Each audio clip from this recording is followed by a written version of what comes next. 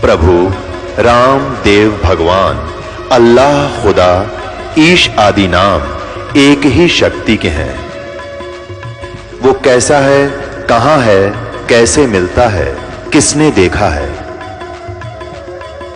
ये प्रश्नवाचक चिन्ह पूर्ण रूप से हटाने के लिए अवश्य सुनिए जगत गुरु तत्वदर्शी संत रामपाल जी महाराज के अमृत वचन, सर्व पवित्र धर्मों के पवित्र शास्त्रों के आधार पर।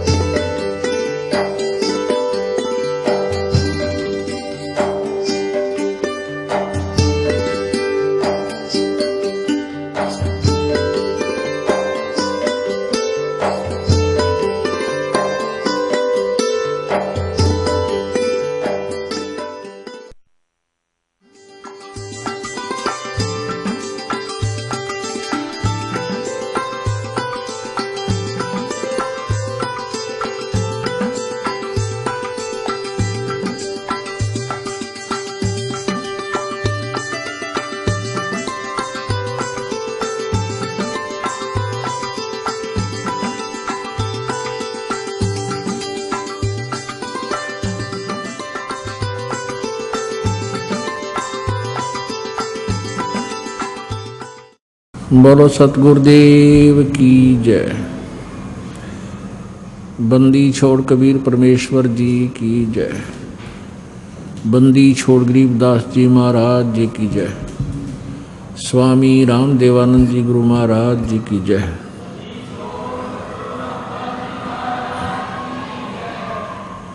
सर्व संतों की जय, सर्व भक्तों की जय, धर्मी पुरुषों की जय, श्री काशी धाम की जय, श्री छुडानी धाम की जय, श्री करौथा धाम की जय, श्री बरवाला धाम की जय। सत साहिब गरीब नमो नमो सतपुरुष को नमस्कार। गुरु की नहीं सुर नर मुनि जन साधुआं संतों सर्वसदी नहीं। सतगुरु साहेब संत सब डंडो तम प्रणाम। आगे पीछे मध्य हुए तिनको जा कुर्बान। नराकार निर्विषम काल जाल वैभंजनम निर्लेपम निज निर्गुणम अकल अनुबेशोन्दनम सोहम सुरति समाप्तम सकल समाना निरतलय उज्ज्वल हिरंबर हरदमम बेपरवा अथा है वार पार नहीं मध्यतम। गरीब जो सुमर सिद्ध होई गणनायक गलता ना करो अनुग्रह सोई पारस पद परवाना। आदि गणेश मनाऊं गणनायक देवन देवा चरण कमल लो लाऊं आदंत करूं सेवा। परम शक्ति संगीतम रिद्धि दाता सोई अवगत गुण अतीतम सत्य पुरुष निर्मोही जगदम्बा जगदीशम मंगल रूप गुरारी। तन मन अर्पण शीसम भक्ति मुक्ति भंडारी। सुर नर मुनि जन ध्यावे ब्रह्मा विष्णु महेशा शेष सहस मुख गावे पूजे आदि गणेशा। इंद्र कुबेर सरीखा वरुण धर्म राय जावे। समर्थ जीवन जी का मन इच्छा फल पावे। 33 कोटि आधारा जावे शेष 88। उतरे भव जल पारा कट है यम की फांसी। 33 कोटि आधारा जावे शेष 88। उतरे भव जल पारा कट है यम की फांसी। सत साहिब कर जोरों विनती करूं धरूं चरण पर शीश। गुरु जी राम देवानंद जी महाराज ने दियो नाम बख्शीश। कोटि कोटि सिजदा करूं कोटि कोटि प्रणाम। चरण कमल में राखियो मैं बंदी जाम गुलाम। कुत्ता तेरे दरबार का मोतिया मेरा नाम, गले प्रेम की जेवड़ी, जांखें चोवा जाऊं मैं, तो करो तो बावड़ू, दूर दूर करो तो जाऊं, जो रखो त्यों ही रहूं, जो देवो सो खाऊं। 7 द्वीप 9 खंड में, गुरु से बड़ा न कोई, करता करे न कर सके, गुरु करे सो होय। कबीर राम कृष्ण से कौन बड़ो, उन्हों भी गुरु कीन, 3 लोक के वे धनी, गुरु आग आदीन। गुरु बिन माला फेरते, गुरु बिन देते दान, गुरु बिन दोनों निष्फल हैं, चाहे पूछो वेद पुराण। जय इब कै सतगुरु मिले, सब दुख आँखों रो, चरणों ऊपर शीस धरूं, कहूँ जो कहनी हो। कबीर साईं मिलेंगे, पूछेंगे कुशलात, आदि अंत की सब कहूँ, अपने दिल की बात। गुरु जी तुम ना भूलियो, चाहे लाख लोग मिल जाही, हमसे तुमको बहुत है, पर तुमसे हमको ना। कबीर तुमरे विसारे क्या बने, मैं किसकी शरण में जाऊं। शिव ब्रंच मुनि नारदा, तिनके हृदय न समाऊं। अवगुण किए तो बहुत किए, करत न मानी हारे, बावे बंदा बख्श दियो, बावे गर्दन उतार। अवगुण मेरे बाप जी, बख्शो गरीब नवाज, जो मैं पूत कपूत हूँ, बोर पिता को लाज। मैं अपराधी जन्म का, नक्सिक बरे विकार, तुम दाता दुख भंजना, मेरी करो संभार। परम पिता परमात्मा पूर्ण ब्रह्म, सारी सृष्टि के रचनहार, कुल मालिक, परम अक्षर ब्रह्म, कबीर देव जी की असीम कृपा से, कबीर साहब जी की असीम कृपा से आप जी इस शुभ समागम में पहुंच पाए। जिन पुण्य प्राणियों के पूर्व जन्म के संस्कार अत्यधिक होते हैं, वे ही प्राणी ऐसे शुभ समय का लाभ उठा पाते हैं। पुण्यात्माओं, परमात्मा कबीर जी ने हमें आकर के वो यथार्थ ज्ञान दिया है कि हम जिसके अभाव से इस काल के जाल में फंसे हुए हैं,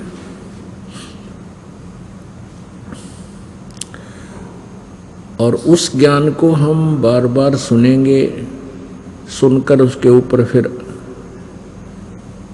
असर करेंगे, अमल करेंगे, उसका अनुसरण करेंगे, तो फिर हम अपने उस लोक में पहुंच जाएंगे, जहां जाने के बाद इस प्राणी की कभी मृत्यु नहीं होती, वृद्धावस्था नहीं आती, युवा शरीर रहता है, कोई कष्ट नहीं, कोई रोग नहीं, किसी प्रकार की कोई टेंशन नहीं, कोई कार्य करने को नहीं। प्रत्येक सुविधा वहाँ उपलब्ध रहती है परमेश्वर के सच्चे दरबार में, सतलोक में। अब हम इतना कुछ ज्ञान सुनते हैं और फिर भी हमारी बुद्धि इतना काम नहीं करती जितना परमात्मा चाहते हैं। जिन प्राणियों को ये सत्संग सुनने को ही नहीं मिला उनका तो दुर्भाग्य है ही है, और जिनको ये सुनने को मिल रहा है वो भी लग रहे हैं बेचारे, जैसे पहली कक्षा के बालक होया करें और जैसे छोटे बच्चे होते हैं वो माता पिता से प्रसन्न किया करते हैं। छोटा सा बच्चा होता है, पिता कोई कार्य कर रहा है तो वो उस वस्तु के बारे में पूछते हैं। जैसे किसी ने ये पेन रखा है साथ में और बच्चा आता है छोटा सा और उठते ही पूछता है पिताजी ये क्या है, तो पिताजी कहता है पेन है बेटा ये। वो फिर पूछता है वो फिर कहता है पेन है ये बच्चा का इतना ही प्रश्न होता है फिर कहता है पेन है ये पेन न्यू कह वो चल पड़ता है। उसकी बुद्धि इतना ही काम करती है, वो ये नहीं सोच रहा कि पिताजी गलत कह रहे हैं, पर वो कैच नहीं कर रहा पिताजी ये बता के रहे हैं, वो ए करके चल ही देता है, कोई और खेल में लग जाता है और पिताजी से वो सब सुन भी जाता है। और जब वो बच्चा बड़ा हो जाता है, उसकी बुद्धि पूरा काम करने लग जाती है, तो उसको फिर पिताजी कहता बेटा पेन ला उठा के, वो दौड़ा दौड़ा जाता है और वही पेन उठाकर पिताजी को दे देता है। तो अब जो आप सत्संग में आ रहे हो और जिनके हृदय में इतनी तड़फ नहीं बनती जितनी ये दास बनाना चाहता है, तो आप बालक हो, आपकी अभी समाप्त हुई नहीं है। और जिनकी समाप्त होगी वो प्रत्येक सत्संग में आते 100 काम छोड़ के, वो संकेत समझने लगेंगे, उनकी बुद्धि काम करने लगेगी, वो समझ गए उन सैन को, संकेत को जो गुरु जी संकेत दे रहे हैं, परमात्मा ज्ञान बता रहे। तो जिनकी मिट जाएगी फिर वो सयाने हो जाएंगे और समझदार होने के बाद ही वो 100 खतरों से बचेंगे। छोटा बालक है जिसकी नहीं मिटी है, जिसने न्यों नहीं बेरा यू पेन है और पिताजी बता भी रहा है, और वो ये भी नहीं मान रहा कि पिताजी गलत बता रहे होंगे और उसको स्वीकार भी नहीं कर पा रहा, तो वो बालक है। तो वो बच्चा कभी भी मार खा सकता है, वो कोई बिजली के नंगे तार को भी आतिशबाजी समझकर जो सपारक कर रहा हो उसको भी पकड़ लेगा और जान से हाथ धो बैठेगा। वो सर्प को भी पकड़ लेगा क्योंकि उसको पता ही नहीं, और उसको वो डस जाने से मृत्यु को भी प्राप्त हो जाएगा।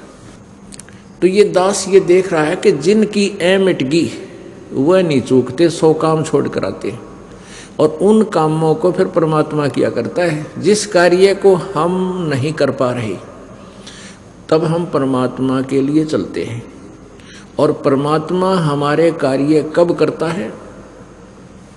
जब हम तन मन धन से उसको समर्पित हो जाएंगे और जीवित मर जाएंगे। जीवित मरना किसको कहते हैं? जीवित मरना किसे कहते हैं?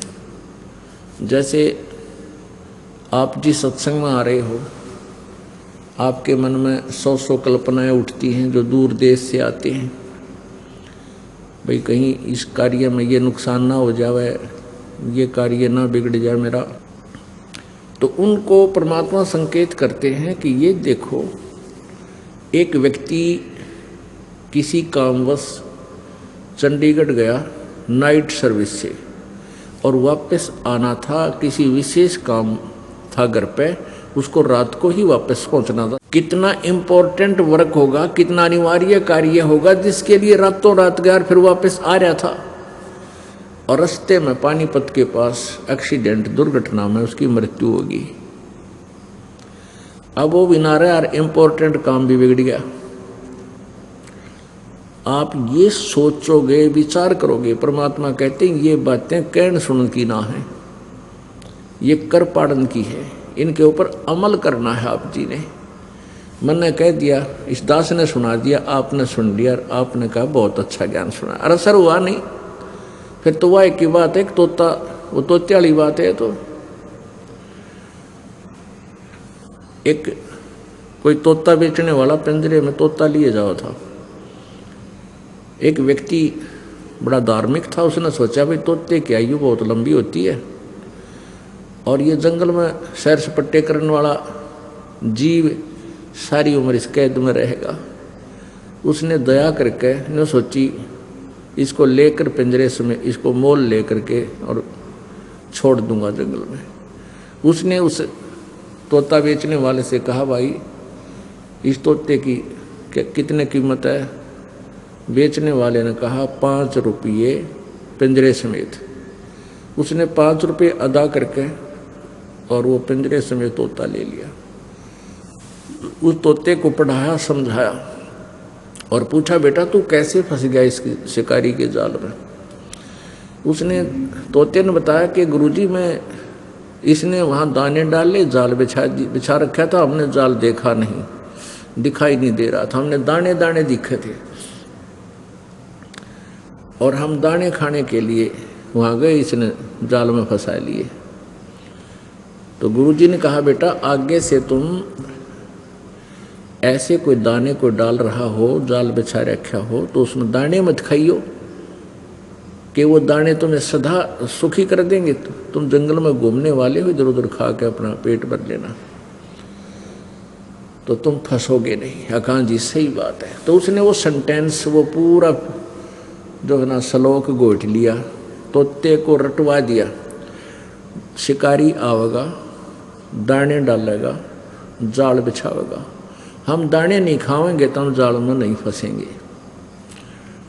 अब गुरुजी ने सोचा भी बच्चा सियाना हो गया है, खूब इसने ये पाठ याद कर लिया और कहा बेटा मैं तुझे छोड़ दूंगा, इस पर पूरी तरह से आचरण करना जो मैं तेरे को ज्ञान दिया है। कहाँ जी पक्का गुरुजी। और आपके आसपास के सभी पक्षियों को, तोतों को भी ये जो है ना अलर्ट कर देना, समझा देना। अकान जी जाते ही ये काम करूँगा। अब वो तोता छोड़ दिया, तोता पहुंचा अपने मूल स्थान पर। तो उसके साथी तोतों ने बड़ी खुशी मनाई, भी कैसे पीछा छूटा तेरा? तो उसने बताया भी मुझे एक दयालु आत्मा ने मोल ले लिया और उसने मुझे छोड़ दिया और साथ में एक मंत्र बता रखा मेरे तक, और इस मंत्र का मैं आजीवन पालन करूंगा, फिर मैं जाल में नहीं फंसूंगा। और तुम भी सुन लो जब जान बचाना चाहते हो तो। सारे तोते बोले वे हमने बता दी, ऐसा कोई खास फार्मूला है तो उसने बताया कि भाई पर दी आवेगा, दाने डालेगा, जाल बिछावेगा, हम दाने नहीं खाओगे तो हम जाल में नहीं फंसेंगे। तो सब तोते बोले वह कमाल की बात से है, तो बहुत बढ़िया बात बताई गुरुजी ने। वो सारे तोत्या ने वो मंत्र गोट लिया। एक शिकारी पहुंच गया वहां पर, साल 6 महीने के बाद तोते पकड़ने वाला। उसने जाके दाने डाल दिए, जाल बिछा दिया। और उसने देखा कि सभी तोते ये रट लगा रहे हैं कि शिकारी आवेगा, जाल बिछावेगा, दाने डालेगा, हम दाने नहीं खाएंगे तो हम फंसेंगे ही नहीं, हम दाने नहीं खाएंगे। अब शिकारी ने सोचा भाई ये तो सारे तोते पढ़ा दिए किसी ने और शिक्षित हो गए, ये तो एक भी ना फंसा आज तो। उन्हें सोचा इतनी दूर आया हूँ, चल थोड़ा ट्राई करके देख लेता हूँ, एक आधा पा जाए, अगर मूड वो तो फंसेगा। उसने दाने डाल दिए, जाल बिछा दिया। उन्हें सोची तो रोटी खा ले, फंसना तो कोई है ही नहीं। उसने क्या देखा, जो गुरुजी बन रहा था ना, जो पहले पिंजरे में तो छोड़ दिया था, अब वो ये रटना भी लगा रहा है कि शिकारी आवेगा और दाने जाल बिछावेगा, दाने डालेगा, हम दाने नहीं खाएंगे, जाल में नहीं फंसेंगे। तो सबसे पहले वो पहुंचा दाने खाने। फिर उसके सारे चेले सब गेल की गेल, फिर तो सारे इकट्ठे हो गए उसमें। अब शिकारी ने तुरंत वो जाल खींच लिया, सारे जाल के मां, और वो दाने खा रहे हैं, जाल में फंस रहे हैं, फिर भी ये सेंटेंस पढ़ रहे हैं, शिकारी आवेगा जाल बिछावेगा, दाने डालेगा, हम दाने नहीं खाएंगे, जाल में कैसे फंसेंगे। अब शिकारी ने सोचा ये तो वह कति बांडे बांडे हैं, भौके भौके थे, इनका असर नहीं इनको। उसने वो सारे तोते ठाकर कमर पर घेर लिए, पाछे लटका कर जाल में चल पड़ा। अब वो जाल में फंसे फंसे भी यही सेंटेंस बोल रहे हैं, शिकारी आवेगा जाल बिछावेगा, दाने डालेगा, हम दाने नहीं खाएंगे, जाल में नहीं फंसेंगे। वो शिकारी कह रहा भौके जाओ ये बेशक, ये तुमने पता लग गया, तुम्हारे जुबान जुबान पे है, हृदय में जगह नहीं थी। अब वो गुरुजी कुदरती मिल गया उनको। उसने देखा अरे मेरे वाला सेंटेंस मंत्र ये तोते बोल रहे हैं, सारे जाल के वहां फंसे पड़े हैं। तो उसने देखा है तो बड़े निकम्मे, और फिर भी बोले जा रहे हैं। तो पुण्यात्माओं, जो ये ज्ञान प्रतिदिन आपको दिया जाता है और आप जी को विशेष उद्देश्य यही बताया जाता है कि मनुष्य जीवन बार बार नहीं मिलता, और इच्छा छुटवाओ इस गंदे लोग ते, इस काल के जाल से। यहाँ कोई जीव सुखी नहीं। किसी भी प्राणी ने देख लो आप, चाहे अपना राष्ट्रपति दिखाई देता हो जो घोड़े की बुग्गी में चलता हो, वो जरा सा भी सुख नहीं है, ना प्रधानमंत्री को, ना मुख्यमंत्री को, मंत्रियों को, किसी को भी सुख नहीं, ना किसी पैसे वाले को। निर्धन सुखी हो ही नहीं सकता। सुखी केवल वह व्यक्ति हो सकता है जो परमात्मा के द्वारा दिए गए तत्व ज्ञान के ऊपर कदम टू कदम यानी स्टेप बाय स्टेप चल रहा होगा, फिर वो मार नहीं खाता। तो जो पुण्यात्माएं सत्संग में आ रहे हैं वो बालक हैं छोटे छोटे, और वो सुनते भी हैं, ज्ञान भी सुनते हैं, गुरु जी क्या बता रहे हैं, लेकिन वो इस पर अमल नहीं कर पा रहे हैं। अमल करे बिना, इसको अपना प्रैक्टिकल किए बिना बात बने कोई नहीं, चाहे कितना ही कुछ कर लो। परमात्मा स्वयं आकर हमें क्या बताते हैं, जैसे आदरणीय गरीबदास साहिब जी को परमेश्वर कबीर जी सतलोक से चलकर आकर मिले, गांव छुड़ानी, जिला जज्जर, प्रांत हरियाणा, भारत में।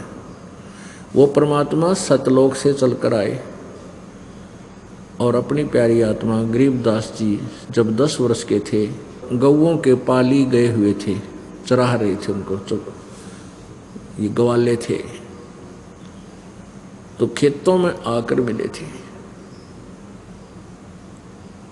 और उन्होंने उस प्यारी आत्मा को बहुत सारा ज्ञान समझाया। गरीबदास जी और अन्य वहाँ उपस्थित ग्वालों ने कहा, हे महात्मा जी, आप यात्री हो, अतिथि हो, राह चलते हो, आप खाना खाओ। तो परमात्मा ने कहा, भी मैं खाना तो खा कर आया हूँ, अपने गांव से, सतलोक से आया हूँ मैं। तो पालियों ने कहा, जी दूध तो पीना ही पड़ेगा आपको, क्योंकि हम अतिथि को बगैर खाए पिए जाने नहीं देते, हमें पाप लगता है। तो परमेश्वर ने लीला दिखानी थी, कहा कि भाई मैं कंवारी गाय का दूध पीऊंगा। पाली ग्वाले कहने लगे कि महात्मा जी आपका दूध पीने की नीत को नहीं, मजाक करते हो, कंवारी गायें कभी दूध देती है? तो गरीबदास जी महाराज की एक बहुत ही प्रिय गाय थी कंवारी, उसको पकड़ लाए, गले में उसके एक धागा बांध रखी थी रस्सी, उसको पकड़ के और ला खड़ी करी। अब देखो महाराज जी, इसके बच्चा तो है नहीं, दूध कहाँ से देगी? 10 वर्ष के बालक की जैसी भाषा होती है। परमात्मा ने कहा कि तुम इस पात्र को खाली करो, जो तुम लाए हुए जल पीने का, एक लस्सी भी ले जाते थे गांव से, घर से अपना, इसको खाली करो, साफ करो। वो खाली करके साफ करके और कहा इसके नीचे रखो गाय के। उस गाय की लेवटी के नीचे रखा, औड़ी के तले। परमात्मा कबीर जी ने उसकी कमर पर थपकी मार दी, अपने आप दूध की धार बंध गई, लंबे लंबे सतन हो गए उस कुंवारी गाय के। जब वो पात्र भर गया 5-7 किलो का, वो छोटा सा घड़ा था, उसी समय दूध बंद हो गया। आधा कबीर जी ने पिया, आधा शेष छोड़ दिया के लिए बच्चों पालियो तुम पी लो। वो बड़े बड़े पाली थे, वो कहने लगे ये पाप का दूध हम ना पीवा, जादू जंत्र का है, तो जंत्र मंत्र करके निकाला आपने। गरीबदास जी बालक थे, कहने लगे मुझे जो भगवान मैं पीऊंगा। अब गरीबदास जी ने वो दूध पी लिया। गरीबदास जी ने दूध पी लिया और फिर परमात्मा से प्रश्नोत्तरी की, ज्ञान के बारे में जानकारी चाहिए। तब परमेश्वर ने बताया कि आप क्या पूजा करते हो। कबीर जी ने पूछा गरीबदास बालक से, 10 वर्ष के बच्चे थे। वो कहने लगा जी हम भगवान शिव जी की पूजा करते हैं, हम भगवान विष्णु की भी पूजा करते हैं, राम कृष्ण की पूजा करते हैं, और अपनी जो भी उनकी एकादशी द्वादशी थी उसकी भी पूजा बताई। तो परमात्मा ने कहा बेटा पूजा के योग्य केवल एक ही प्रभु है, वो परम अक्षर ब्रह्म पूर्ण ब्रह्म है, और उसी का संदेशा देने के लिए मैं इस संसार में आता जाता रहता हूँ। उसी परमात्मा की भक्ति से मोक्ष होगा। राम और कृष्ण ब्रह्मा विष्णु महेश, ये राम कृष्ण विष्णु जी के अवतार, ये पूर्ण परमात्मा नहीं है, ये कंप्लीट गॉड नहीं है। इनकी साधना से तुम्हारी जन्म मृत्यु की ये परंपरा समाप्त नहीं हो सकती, जन्म मरण का रोग नाश नहीं हो सकता, और यहाँ प्रत्येक प्राणी बहुत दुखी है।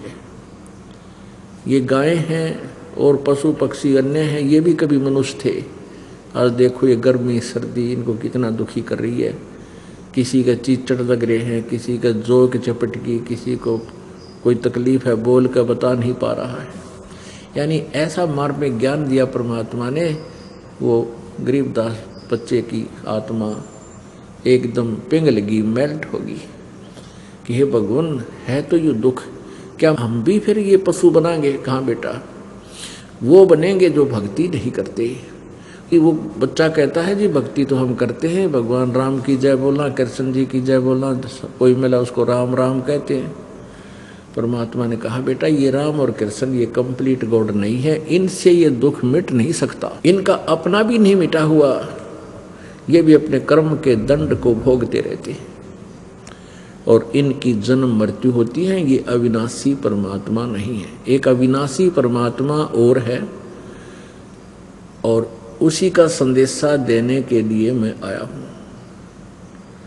अपने आत्माओं जो श्रोता प्रथम बार आते हैं, क्योंकि हमारे भक्त श्रद्धालु परमात्मा की प्यारी आत्माएं अपने मित्रों को, अपने भाई को, बहनों को, रिश्तेदारों को जाकर के बार बार आग्रह करते हैं कि आप जी एक बार चलकर वो सत्संग सुनो, तो वो बेचारे आ जाते हैं और वो ये सुनते हैं कि राम और कृष्ण नासवान हैं, ये ब्रह्मा विष्णु शंकर जी भी नासवान हैं, हमने तो कभी सुना नहीं, ये तो बात जची नहीं। किसी वस्तु को जो नई वस्तु है, नया ज्ञान है, उसको हृदय में समाने के लिए प्रमाण की आवश्यकता पग पग पर जरूरत पड़ती है। तो दास का यही प्रयत्न रहता है कि चाहे 10 व्यक्ति भी समझें इस ज्ञान को, पर वो थोरोली समझ जाए, कंप्लीटली समझें, और फिर वो आगे चल के अपने प्यारी आत्माओं को, भाइयों को, बहनों को, अपने नातियों को फिर वो समझाएंगी, जाके समझाएंगे तो फिर वो ऐसा दृढ़ता से समझा देंगे और फिर वो अपने आप नाम लेने के लिए दौड़े आएंगे, कल्याण करवा लेंगे, उनका भला हो जाएगा। देखिएगा ये देवी भागवत, इसमें दिखाते हैं राम और कृष्ण विष्णु भगवान ये नासवान है।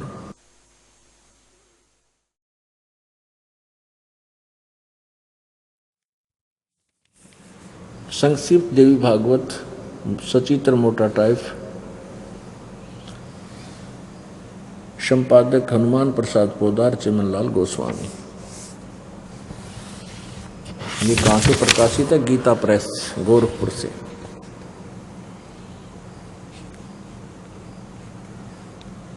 गीता प्रेस गोरखपुर, प्रकाशक मुद्रक हैं गीता प्रेस गोरखपुर, गोविंद भवन कार्यालय कोलकाता का संस्थान है। ये इनके फोन और फैक्स नंबर है। इसके 123 पृष्ठ पर तीसरे स्कंद में, तीसरा स्कंद 123 पृष्ठ पे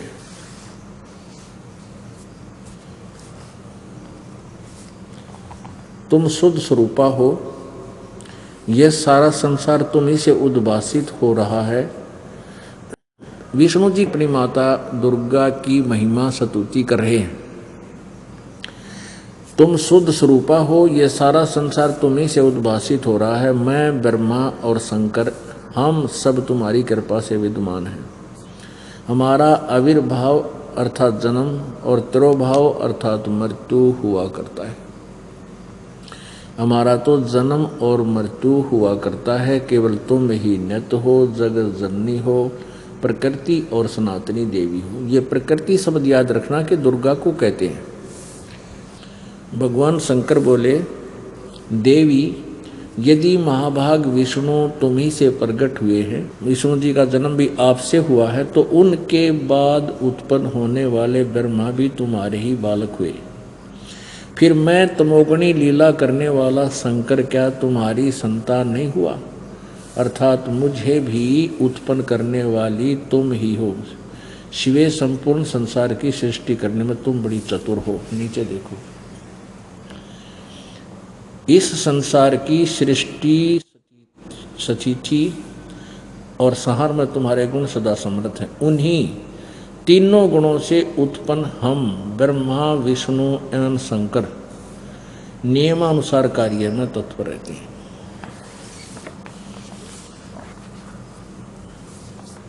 अब इससे चार बातें सिद्ध होगी। एक तो ये होगी कि ब्रह्मा और विष्णु और शिव जी ये नासवान हैं, इनकी जन्म और मृत्यु होती है। दास नहीं कह रहा, इनकी हिस्ट्री सीट बता रही है, इनकी जीवनी में लिखा है।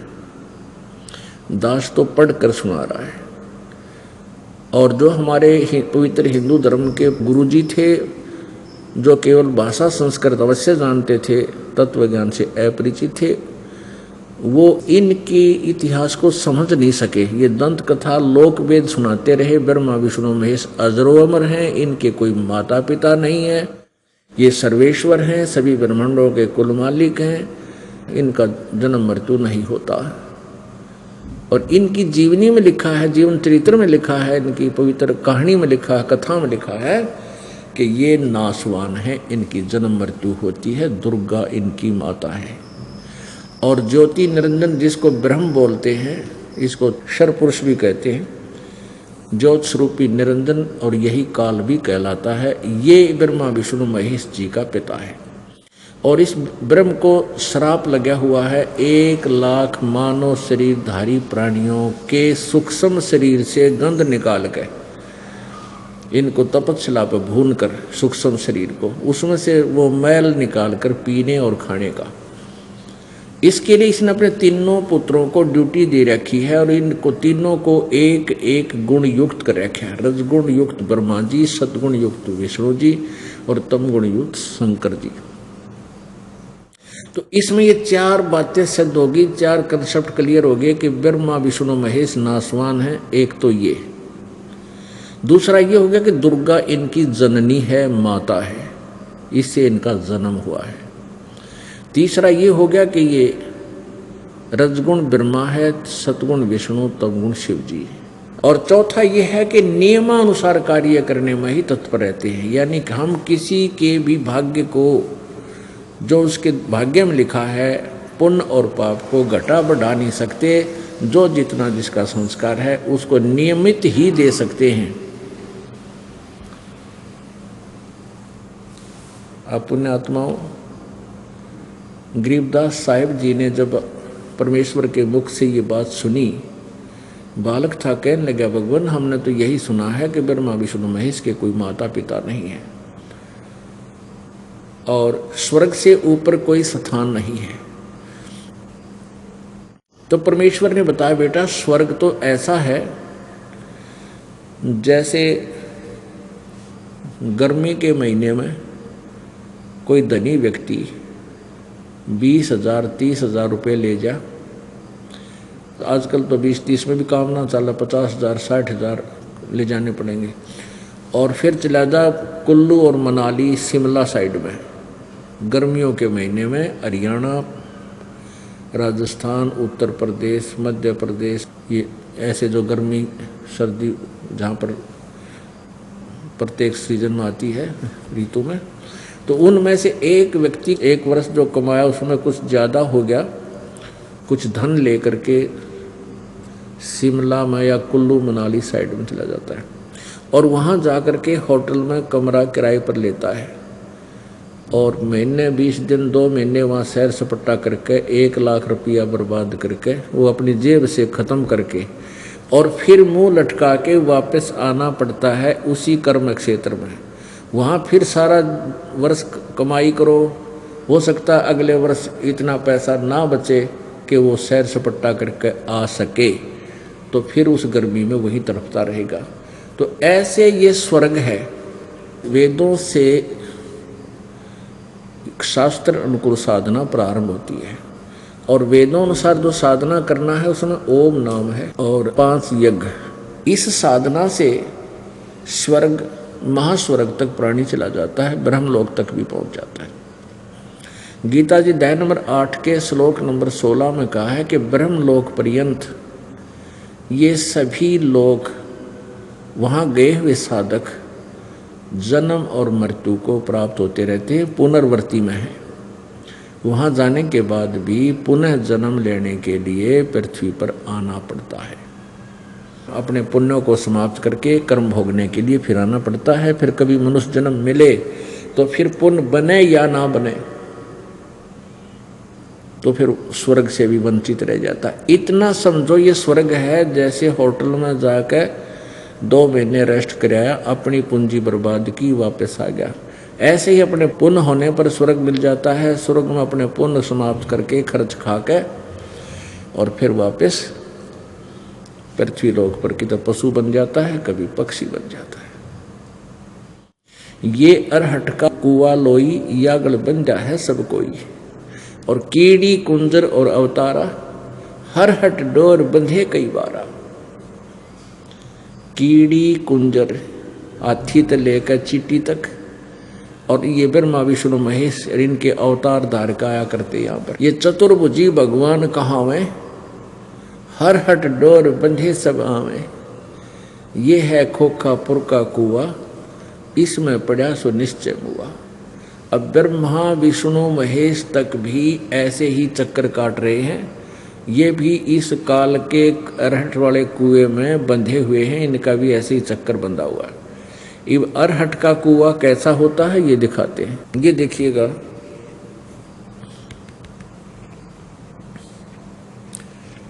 ये जो पोर्शन आपको दिखाई दे रहा है ये एक कुआं है, ये इतना ये कुआं है, इसमें ये जल भरा हुआ है। और ये हरहट एक रहट होता था, अरहट बोलते हैं इसको। यहाँ एक पुली लगा दी जाती थी, इस पुली के ऊपर के चैन चलती थी, ये चैन, और चैन के बाल्टियां वेल्ड कर दी जाती थी। ये बाल्टियां वेल्ड कर रखी हैं। ये चैन चलती थी, इसको बैलों से चलाया जाता कोल्लू की तरह। तो ये पुली चलती थी तो ये चैन भी नीचे आती थी, बाल्टी यहाँ से बाल्टियां भरती और ऊपर जाके यहाँ खाली हो जाती है, और ये जल बाहर खेतों में चला जाता, सिंचाई के काम लेते हैं। यहाँ क्या बताया है कि जैसे नीचे से पानी भरा बाल्टियों ने, ऊपर आकर खाली होगी, फिर भर के लेगी, फिर ऊपर गई, फिर खाली होगी, फिर भर के आई, फिर खाली होगी, फिर नीचे से भरी, फिर ऊपर जाकर खाली होगी, फिर भरी। तो ये चलता ही रहता था सारा दिन। तो इसमें क्या बताते हैं कि जैसे आप पुण्य इकट्ठे किए पृथ्वी लोक पर आके, ऊपर स्वर्ग में खाली किए, पाप नरक में खाली किए, और फिर बाल्टी खाली वापस आ गई, फिर नीचे तो बरी फिर चले, फिर नीचे बरी फिर चले। तो इसमें कहते हैं चतुर्भुजी भगवान कहाँ है, ये ब्रह्मा विष्णु महेश भी, और हर हट डोर बंधे सभा में, इनकी भी जन्म मृत्यु होती है और ये भी ऐसे ही अन्य योनियों को भी भोगते रहते हैं। ये अरहट का कुआ लोई, या गढ़ बंजा है सब कोई, कीड़ी कुंजर और अवतारा, हर हट डोर बंधे कई बार।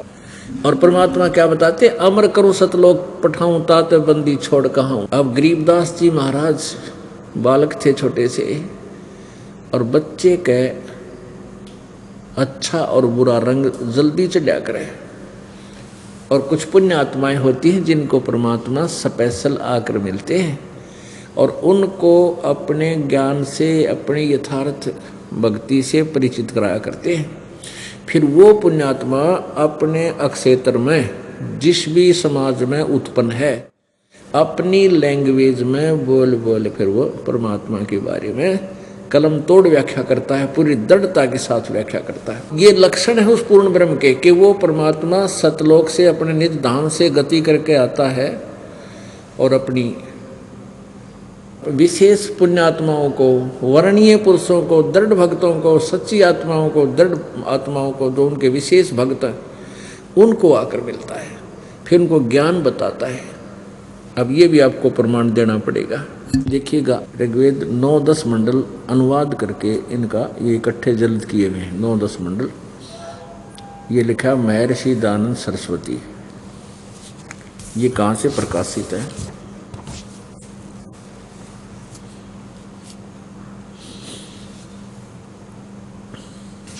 प्रकाशक हैं सार्वदेशिक आर्य प्रतिनिधि सभा, महर्षि दयानंद भवन, रामलीला मैदान, नई दिल्ली।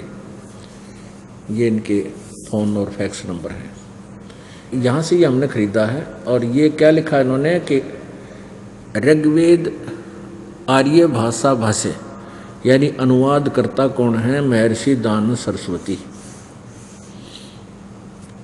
और यहाँ देखो, मुद्रक है Prince offset printers, 1510 Pataudi house, नई दिल्ली। ये इनका फ़ोन नंबर है। अब हम अपने मतलब की बातें करेंगे। यहाँ देखना, ऋग्वेद मंडल नंबर 9, सूक्त नंबर 86 में और मंत्र नंबर 26, इसमें क्या लिखा है? यज्ञ करने वाले यजमानों के लिए परमात्मा सब रास्तों को सुगम करता हुआ उनके विघ्नों को मर्दन करता है। अब देखिएगा यजुर्वेद, अब ये यजुर्वेद है, इसमें ऊपर रह लगा है, और ये संधि छेद कैसे करते हैं? इसमें 2 अपसर्ग लगा देते हैं, यजु अलग कर देते हैं, वेद अलग। तो इस अगर कहीं यजुर्वेद की महिमा गाई जा रही हो तो वहाँ अकेला यजु भी लिखा हो तो लिखना पड़ेगा वो यजुर्वेद है। ये अंडरस्टूड है। तो यहाँ देखिए, इन्हीं के द्वारा यजुर्वेद में महर्षि दयानंद ने ही ऐसा किया है, ये ठीक किया है। यह देखो, प्रकाशक है सार्वदेशिक आर्य प्रतिनिधि सभा, 2/5, महर्षि दयानंद भवन, रामलीला मैदान, नई दिल्ली। ये इनके फ़ोन और फैक्स नंबर है। यजुर्वेद आर्य भाषा भाष्य, संपूर्ण 40 अध्याय, महर्षि दयानंद सरस्वती कृत। ये महर्षि दयानंद जी ने इसका अनुवाद किया है यजुर्वेद का, पूरे के पूरे का। मुद्रक है Prince offset printers, 1510 Pataudi house, Daryaganj, नई दिल्ली। इसके 36वें अध्याय के प्रथम मंत्र में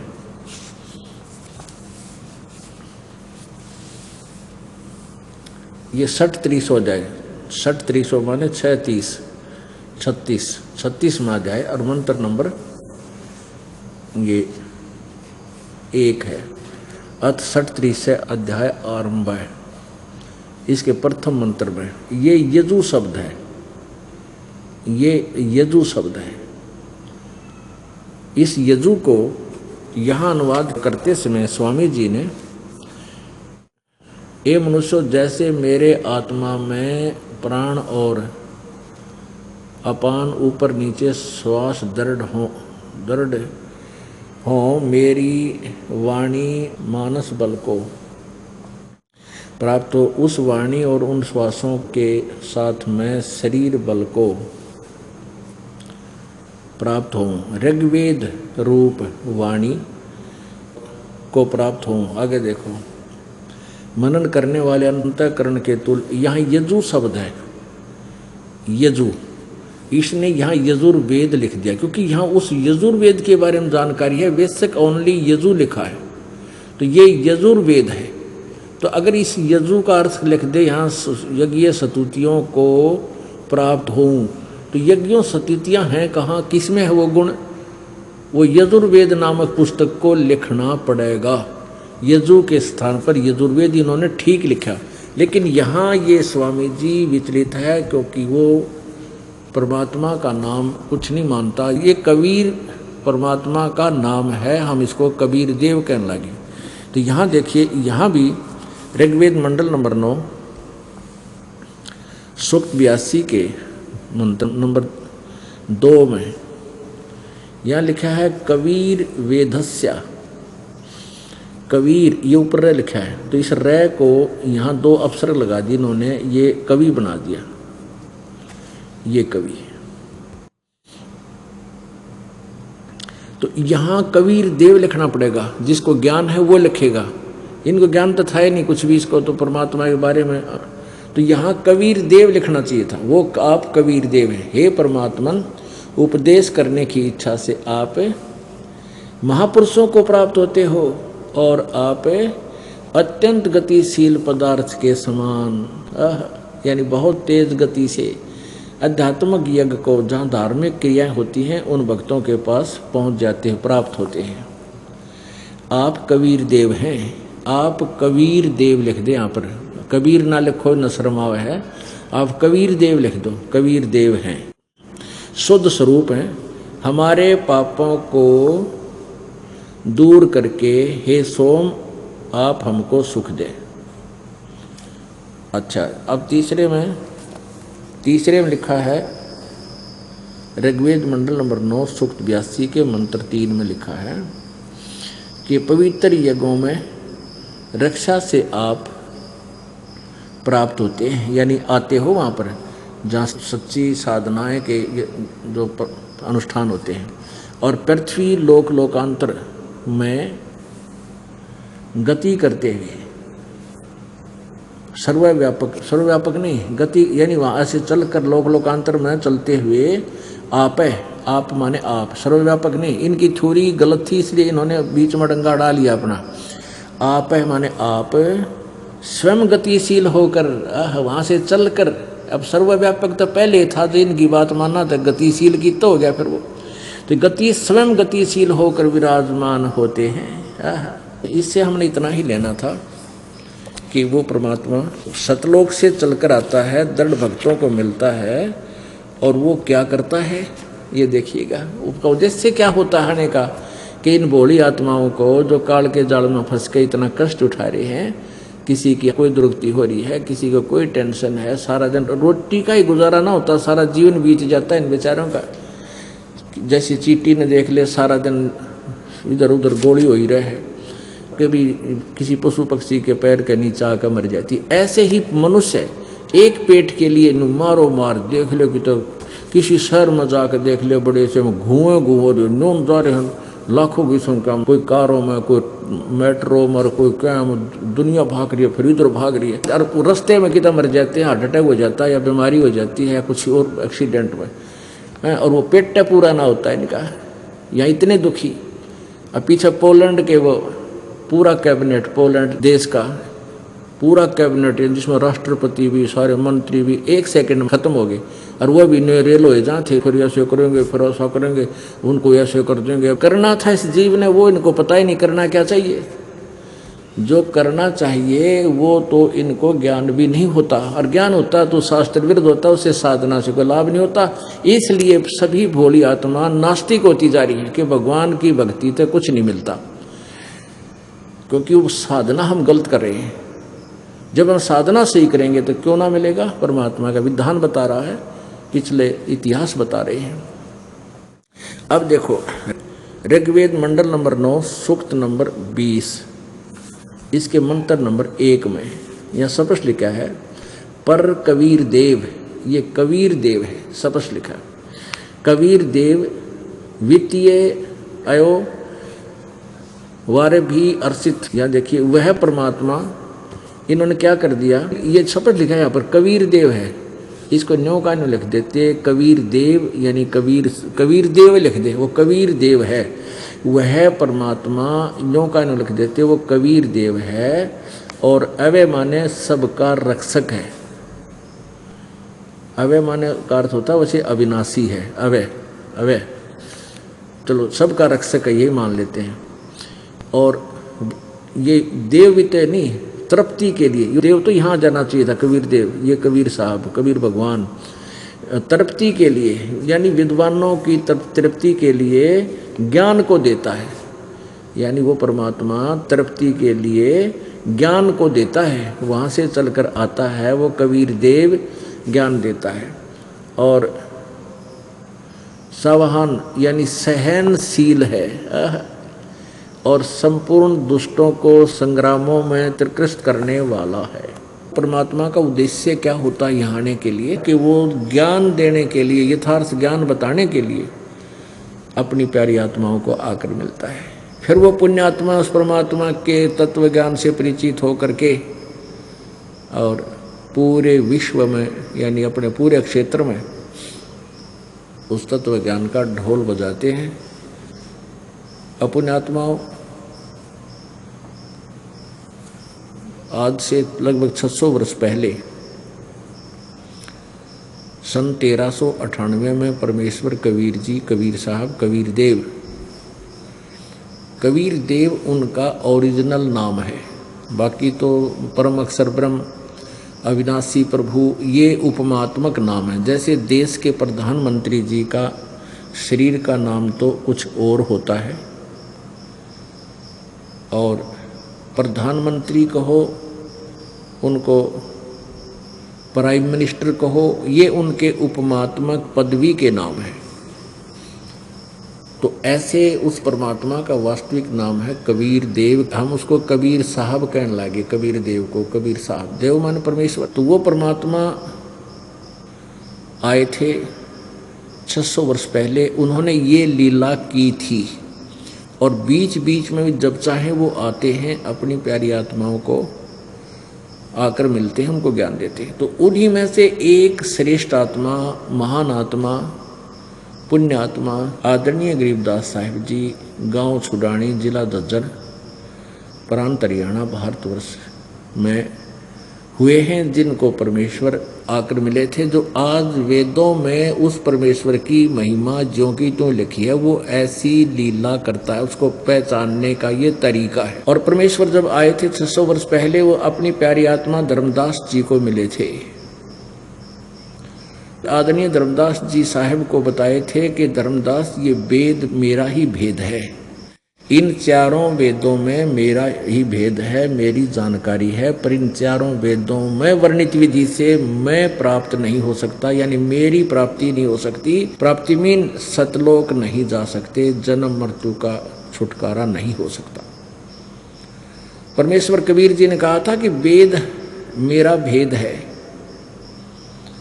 और मैं ना वेदन के माही, और जौन वेद से मैं मिलूं वो वेद जानते नहीं। जिस वेद से, जिस ज्ञान से मैं मिलूं, मेरी प्राप्ति हो, जन्म मृत्यु का रोग कटे, तुम्हारा सतलोक में प्राप्त हो, वो विधि इन चारों वेदों में वर्णित नहीं है।